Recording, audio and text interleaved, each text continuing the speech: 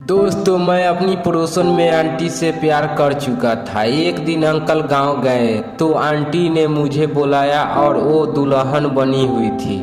दोस्तों मेरा नाम राज है, मैं 24 साल के हूँ। अब मैं कहानी पर आता हूँ। आंटी के साथ प्यार करके मुझे बहुत मज़ा आया था। तब मैं दिल्ली में रहता था। मेरी बिल्डिंग में सीमा आंटी रहती थी। उनका बदन गदराया हुआ है और एकदम से हॉट थी। गोराई को देखकर तो अच्छे अच्छे लड़कों लुभा जाए। आपको बता दूं कि मैं वहां एक प्राइवेट कंपनी में जॉब कर रहा था। एक दिन मैं कंपनी से जल्दी रूम पर आ गया।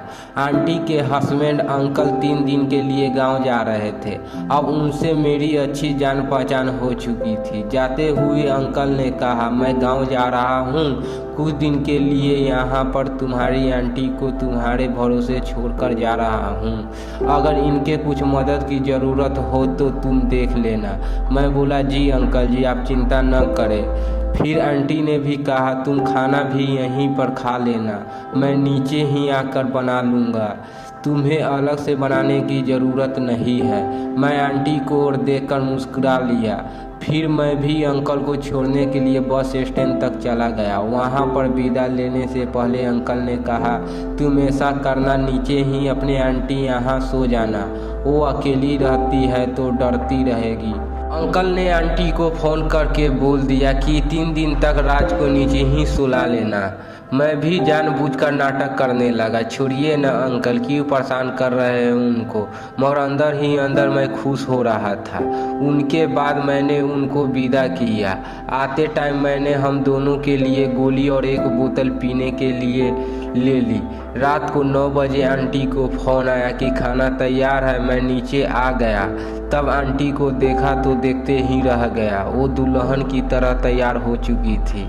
मैंने पूछा, क्या बात है आंटी, आज तो कमाल लग रही हो। वो बोली, हाँ आज कुछ होने वाला है। मैं हंसने लगा और सोचा आंटी शायद मजाक कर रही है। मगर फिर बेड की ओर नज़र गई तो पूरा बेड गुलाब के फूलों से सजा हुआ था।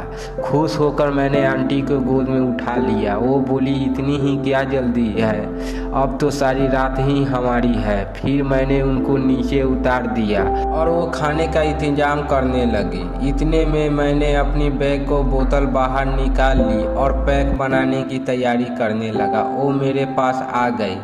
मैंने पैक बनाकर आंटी को दिया तो वो बोली, ये क्या है। मैं बोला बस कुछ मत पूछो, चुपचाप पी जाओ। मैंने आंटी को पैक में वो वाली गोली डाल दी थी। आंटी पूरा गिलास एक घूंट में खाली कर गई और बुरा सा मुंह बना लिया। फिर मैंने अपना पैक खाली कर दिया।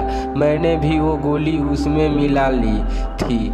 कुछ देर के बाद आंटी पर गोली और शराब दोनों का ही सुरूर चढ़ने लगा। वो कुछ खींचकर बेड पर ले गई, मुझे अपने ऊपर गिला दिया और मेरे बालों को हाथ फिराते हुए बोली, राज क्या तुम आज रात के लिए मेरे पति बनोगे, 1 नाइट हस्बैंड। मैं हंसने लगा और वो बोली, आंटी ज़्यादा चढ़ गई है लगता है, मैं राज हूँ।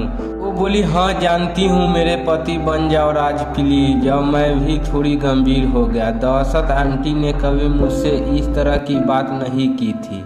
उसने मेरे गाल पर चूम लिया और बोली, प्लीज बन जाओ एक रात के लिए। मैंने कहा, ओके जैसे आपकी मर्जी, मैं आज आपका पति बनूंगा।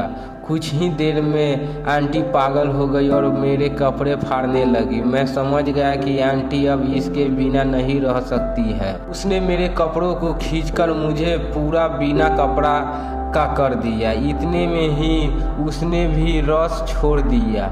मैं हंफते हुए उसके ऊपर भी गिर गया। हम दोनों निठल हो गए थे। इतने ज़बरदस्त काम के बाद आंटी का पूरा बदन लाल नीला हो गया था। आज ही इतना ही कहानी था दोस्तों।